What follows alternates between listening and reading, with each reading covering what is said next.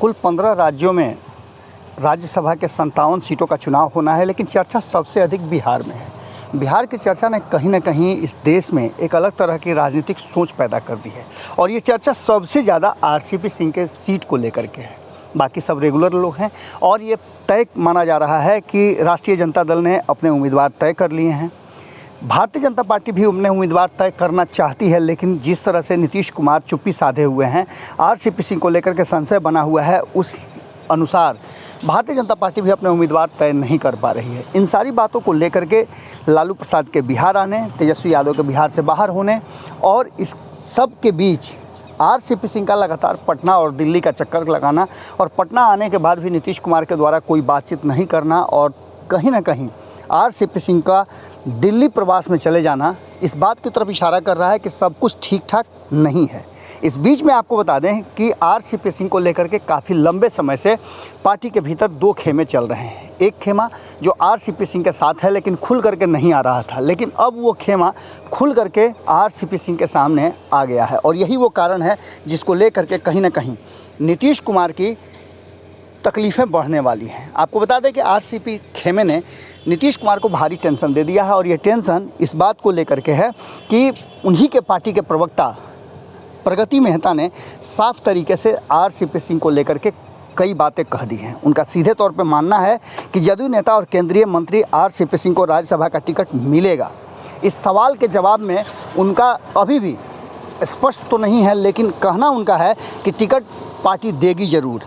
इसको लेकर प्रदेश में सियासी सरगर्मी जितनी तेज़ है, उस बीच में सब कोई लगभग अधिकांश नेता, जब से आपने देखा होगा कि सुहेली मेहता को पार्टी के प्रवक्ता पद से हटाया गया है, उसके बाद से चर्चा ये खास थी कि अगर जो भी आरसीपी सिंह खेमे में शामिल होगा उसे पार्टी से बाहर का रास्ता भी दिखाया जा सकता है। इन सारी बातों को लेकर के अब जो वर्तमान परिस्थिति में बदली हुई चीज़ें हैं उसको लेकर के आरसीपी सिंह बिल्कुल अलग थलग पड़े हुए थे, लेकिन कहा जा रहा था कि आरसीपी सिंह संगठनिक तौर पे बड़ी मजबूत हैं। लंबे समय तक वो संगठन का काम देखते रहे हैं और साथ ही वो पार्टी के राष्ट्रीय अध्यक्ष भी रहे हैं, इसलिए उनका प्रभाव कम नहीं हुआ है। इन्हीं सब बातों को लेकर के जहां एक तरफ ललन सिंह से सवाल पूछे जा रहे हैं तो वो कहते हैं कि सब कुछ ठीक ठाक है, फैसला समय पर हो जाएगा। नीतीश कुमार को अधिकृत भी कर दिया गया है, लेकिन इस बीच में जेडीयू के प्रवक्ता प्रगति मेहता ने सब कुछ ठीक होने का दावा किया है और उन्होंने कहा है कि आरसीपी सिंह दिल्ली में हैं और वहाँ उनकी लड़ाई किसी से नहीं है।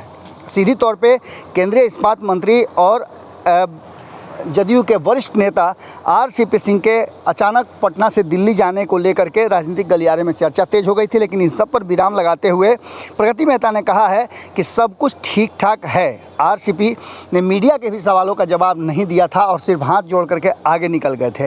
वो चुपचाप दिल्ली चले गए थे और इस बीच में ये भी खबर आई कि दिल्ली राज्यपाल भी गए हैं।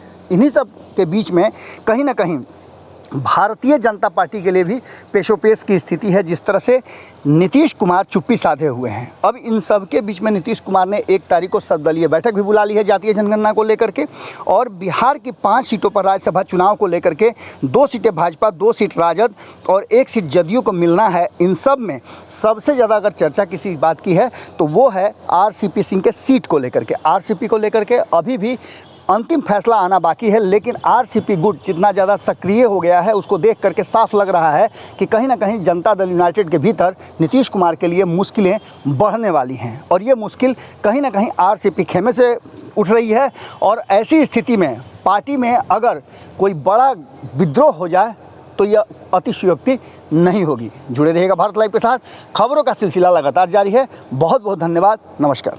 अगर ये वीडियो पसंद आई और वह बिहार के राजनीति और बिहारियत से सरोकार रखेनी तो सब्सक्राइब बटन दबा के चैनल के सब्सक्राइब कर ली।